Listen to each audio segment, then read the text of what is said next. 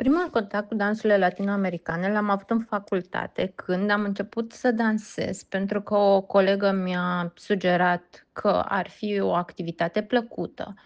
Numai că eram atât de timidă de închisă, încât mă mișcam ca un roboțel în cadrul cursurilor de dans. Apoi am luat o pauză și în Salsa 5 mi-am cunoscut soțul, care venise din dragoste, dar nu pentru dans, ci chiar din dragoste, să-și găsească o parteneră. A urmat o pauză de niște ani până când am văzut reclame la cursurile susținute de Marian. Având în vedere că erau aproape de casă și la ore acceptabile, am decis să ne reapucăm de dansuri. Bineînțeles, eu din dragoste pentru muzica latino, soțul din dragoste pentru mine. Am urmat inițial cursurile de grup. Deși mai fusesem la alte școli de dans, am fost plăcut impresionată de faptul că aici accentul a căzut pe a realiza niște figuri cu ușurință, a învăța să dansezi ușor, a dansa cu aceeași ușurință cu care faci o plimbare prin parc. La alte școli se urmărea doar realizarea unor figuri și dansul era o luptă între parteneri, practic o greutate.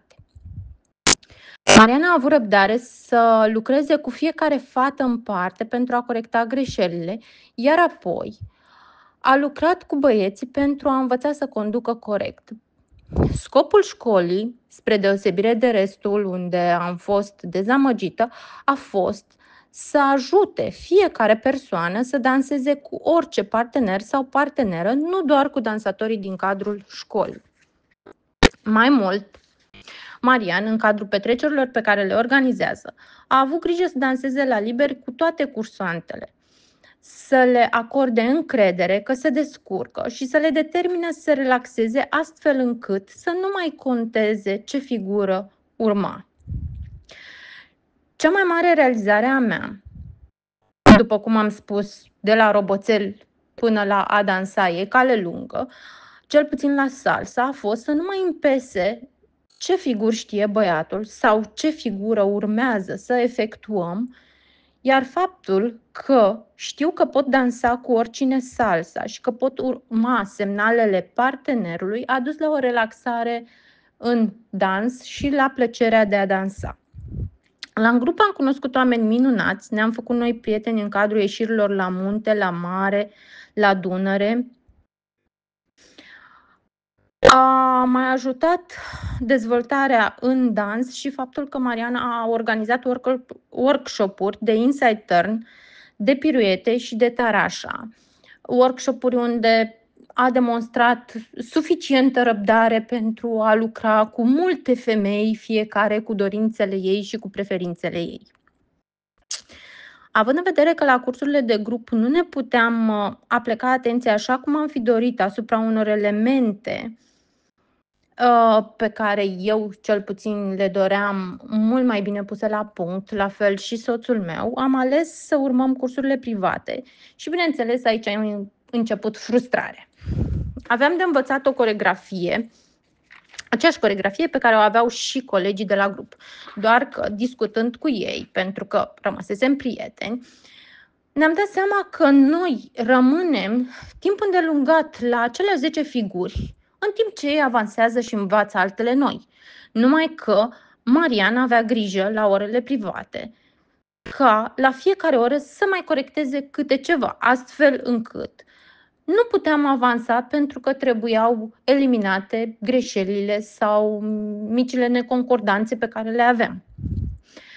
Avantajul a fost că în 4-5 luni am învățat o coreografie complicată, dar corect și având flow-ul pe care ni-l doream în dans. Eu cel puțin am avut bucuria de a ajunge să nu știu în ce moment al coreografiei mă aflu, chiar să nu mă intereseze ce urmează, doar să mă bucur de dans și să mă las condus. Ba chiar am ajuns să mă deranjeze faptul că trebuia să fac acele footwork-uri pe care Marian le pusese în coreografie. Pentru că trebuia să mă trezesc din relaxare și să știu ce am de făcut. Lucru care era destul de complicat după ce mă învățasem să nu mă intereseze ce urmează să am de făcut. Mariana a reușit să-mi învețe soțul să conducă atât de bine, să dea semnale corect, încât acum amestecă din figuri pentru a vedea dacă reușește să mă conducă cu aceeași ușurință și, bineînțeles, pentru a mă tachina. După ce am pus la punct cât s-a putut salsa, am trecut din salsa on one în salsa on two, unde Mariana a decis să ne strice urechea muzicală și să facă muzicalitate cu noi pentru a învăța diferența dintre on one și on two, moment în care n-am mai putut dansa atât de relaxată salsa on one pe salsa on two. Din contră, a reușit să mă facă să-mi placă și salsa on two. Din curiozitate, am zis să încercăm și kizomba, care a venit ca o gură de aer proaspăt. De la energia și bucuria din salsa la apropierea și conexiunea din kizomba. Pentru mine, kizomba cu soțul meu a însemnat apropiere, liniște, conexiune. Acea oră în care puneam capul pe soțul meu și închideam ochii și mă lăsam purtată de muzică. Dansul în cuplu poate reprezenta o provocare, poate veni cu tensiuni, dar și cu înțelegere și răbdare. Eu simt că pe noi dansul ne-a apropiat, ne-a făcut mai receptivi la nevoile celuilalt, mai înțelegători și ne-a ajutat să comunicăm mai bine, chiar și non-verbal. Soțul meu folosește semnalele din dans pentru a schimba direcția de mers atunci când suntem în supermarket sau la plimbare și sunt uimită că corpul meu ascultă semnalele lui ca și când ar fi parte din mine. Acum, dansul este parte din noi.